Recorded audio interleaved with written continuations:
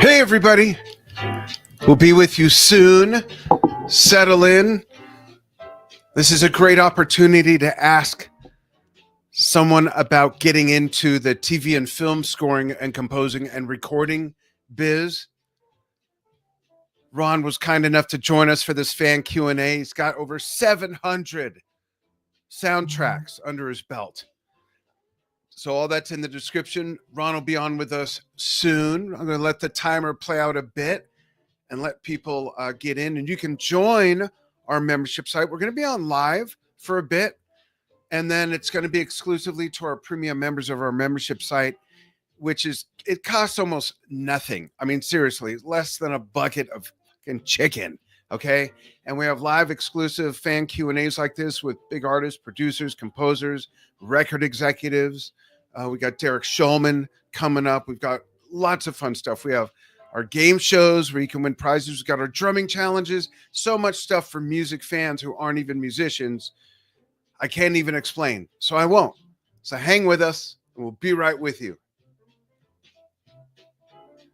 Well, I'm with you already. Ron will be with us in a moment, I promise.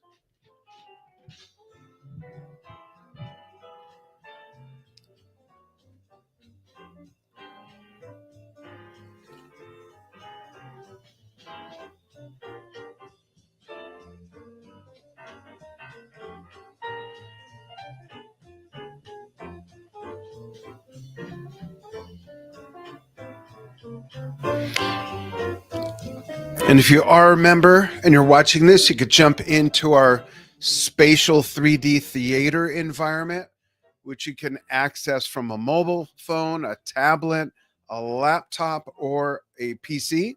No weird goggles required unless you wear prescription glasses like I do. Otherwise, no other gear necessary. And you can scoot around the environment if you want. There's a button in the theater that says Ask Ron. And when you click that button, it puts you where I am in the background, backstage. And we'll give you a turn to put you on screen with Ron, ask him a question. And you can ask him anything about the music industry. His work with Happy the Man, with Blue Oyster Cult, who he played with, I don't know if I mentioned Happy the Man, as well as Happy the Man and his over 700 music scores. That's crazy. I mean, you got to have a question about that, even if you're not a musician interested in getting into that. And he did all those in one day, I understand. No, just kidding. That was his hot dog eating contest. That's another story. And he's got a really, really amazing facility in Ithaca, New York, we're going to talk about as well, called Gratitude and Grace. All right. We'll bring him on in just a moment. Or maybe right about now.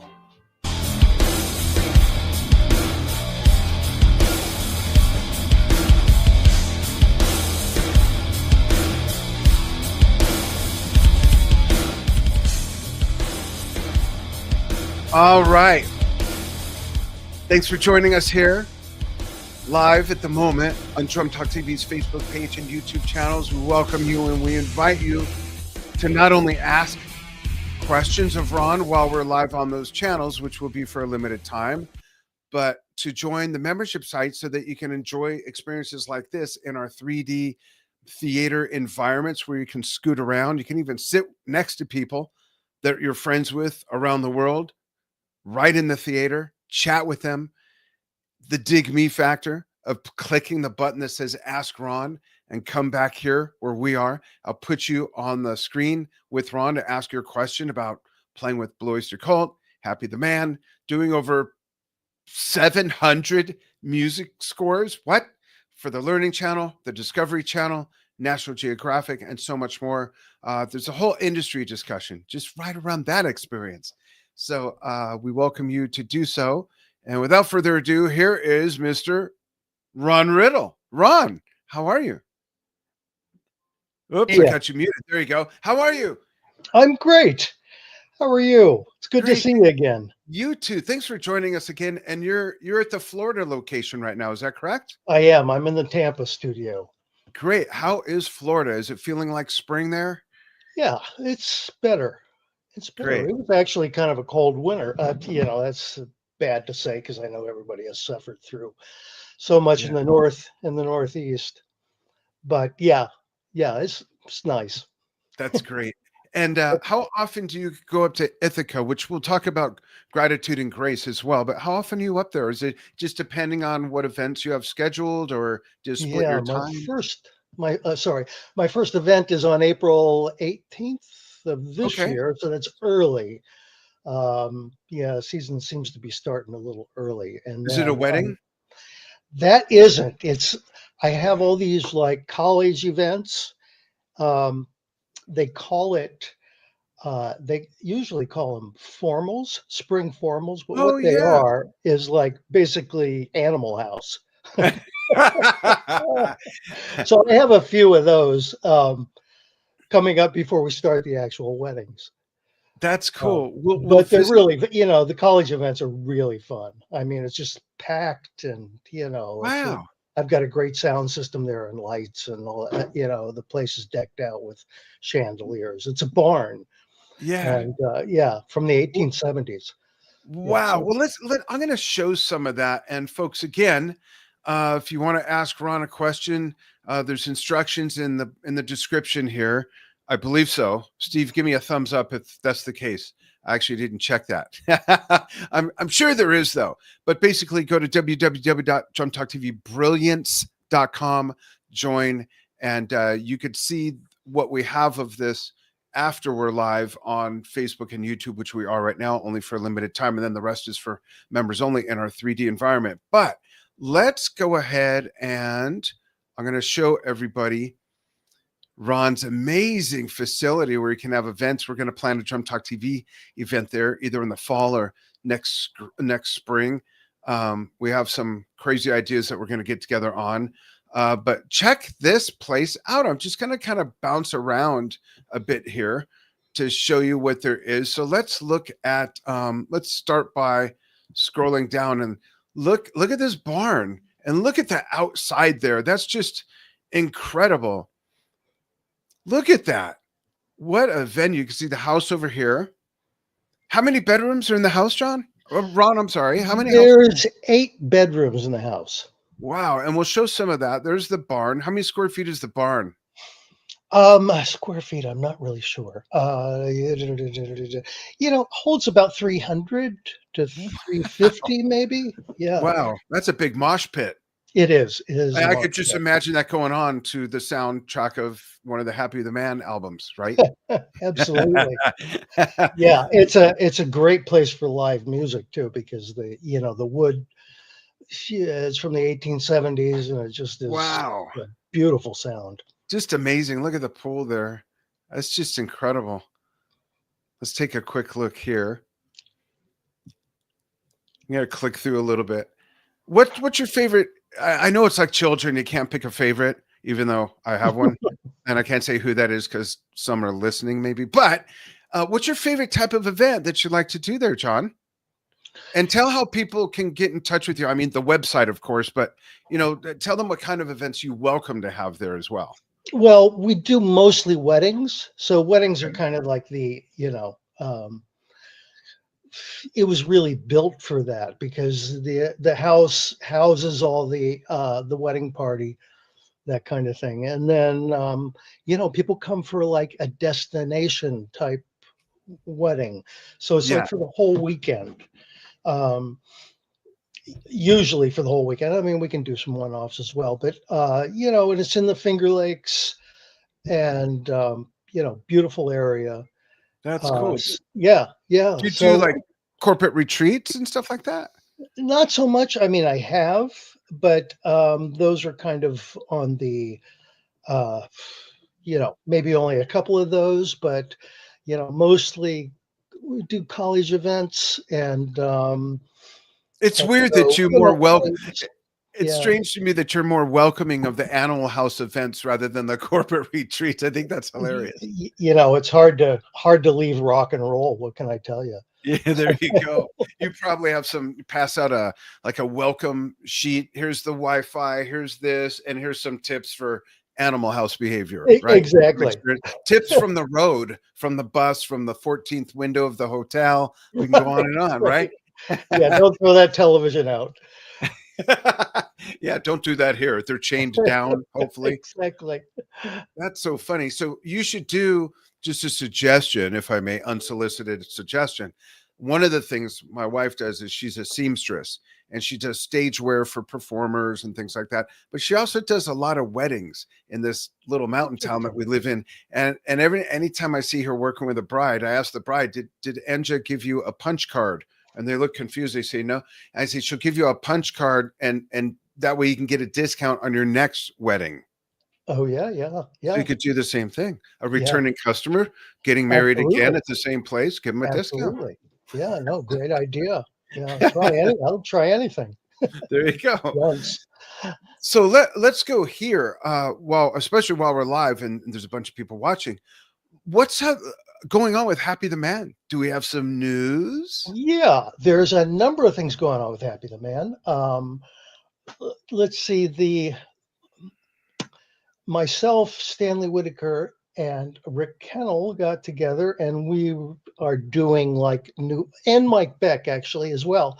We're doing new material, and that's going really well, and everybody's having a great time doing that. Also, and those are also being released. I mean, a couple of the tracks have been released. One of them's called "Only Love," and the other one's called what is that one called? Oh, sorry, brain fart. That's Um, okay.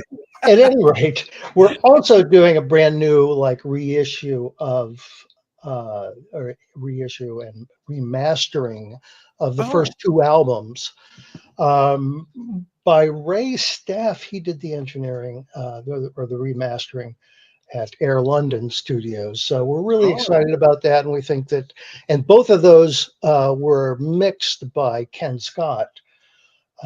So they're great sounding stuff, that's great. and yeah, this release is kind of the definitive new version of those two albums. So someone just lands on Earth from Mars or Wyoming for that matter, same thing. And they hear about this Happy the Man thing. How would you describe it? How would you describe the music of Happy the Man? And you could just refer to those two albums if you want, because we know from experience that not everything's the same. But to refer to those two albums, how would you explain what they should expect musically? Hmm. Interesting question. So I'm talking to an alien though. Yeah. Yeah, so I'm going to just tell them that we can't sing. Oh, actually, that's not true because we do. Someone that's not These are familiar with the music. instrumental. These are mainly instrumental albums. Although Yeah. Stanley is a singer, and he sang 2 to 3 to 4 songs on. I'm not really sure. A couple of them on there. He's really doing more singing these days. And the last two releases that we did were more vocal tunes. Right. Um, but this was, it's prog stuff. So this was back, kind of really back in the day. Like we're talking um, 1976, I believe. Yeah, Before you had blonde hair. exactly. And that's what we'll call it. Oh, But it's one of the, not few, but relatively speaking, few is a fair word. One of the few all mostly instrumental bands, let alone prog bands. There were others. There was Return to Forever, which was fusion, Mahavishnu Orchestra, people like Jean-Luc Ponty, it goes on and on. But when you look at that compared to the scope of popular music, even at that time, even with right, prog, most right. prog had vocals, Genesis, Peter Gabriel, ELP, yes, et cetera, et Yeah, cetera. And you yeah, guys since then have been able to carry that through with all the twists and turns of the music industry, to consumer listening behavior and preferences, and maybe most importantly, what gets pushed out by radio, PR, and record labels that you're not exactly in the genre of the top of the list, but here you are still doing it. I mean, that's huge. it was, it's always been a project that's a labor of love, obviously, because it's not. There's never been a lot of money in it because it's a prog group for one. It's all instrumental mostly for the other. Yeah. Um, and we're really known, I think, for those first two albums. Uh, and yeah, it was just great stuff, Yeah. and a really great and interesting experience, for sure. Some So people look back on their old music, and folks, by the way, I got to mention this. If you're a member and you're watching this on the archive, you could put in the comments of the post questions for Ron, because you weren't here for whatever reason, to ask him live. And from time to time, I'll send Ron the link to it and he could check and type in some answers. And if he misses any, I'll just make some up for him. Okay. But you exactly. haven't completely missed out. And those watching online will stay on till after this question. Then we'll go into our members only space and let members also ask questions. But my question is, when music is that old, 40 or 50 years ago, whatever it is in that range, do you look, how do you look at those two albums personally? Do you look back? Because I know I've read and I've talked to other artists who look back and they go, "Oh, I can't believe that's what we sounded like. I can't believe that was in vogue." Or, sometimes they don't always have the best feelings about it. Well, What yeah. is your take fast forward in retrospect so many years later? Um, it's a work that I'm really proud of, and I think everybody else from that group was also really proud of it. So I think that it doesn't have a lot of flies on it. That's great. There was some mixing issues, in different workings of crafty hands, I know anyway. Right. But this remastering thing, I think, will really fix those problems. Well, look at the And difference in, those were the only things that were really a complaint. yeah. I mean, but this is so long ago that you go through so many different musical, um, times and periods. There was a time, where you really don't, where it was kind of unpopular to play a lot of notes or anything, and Yeah. it's not like this band played a lot of notes just for For the sake of self doing it. gratification, Right. um, but it was, I mean, I have listened to the drumming at different times and went, yeah, I wish I would have done a little less, I mean, I've actually had that conversation with myself once or twice, but but it really stands on its own, I think, as a a piece of music, a piece of art, whatever you want to call it, and Right. I That's cool. I feel really good about it, and I think that everybody else does too. So it's not like one of those you put it on and you start cringing kind of Yeah. feels, Yeah. Yeah, Well, I have another question about that, but it is time for us to cut the stream to our live Facebook and YouTube feed and keep the sure. broadcast in our 3D virtual theater for our members. And you folks, you can press the Ask Ron button, come on stage, ask a question. I'll watch the queue. And those watching online, thanks so much for joining us. And go ahead and join. And thanks. So let's do this.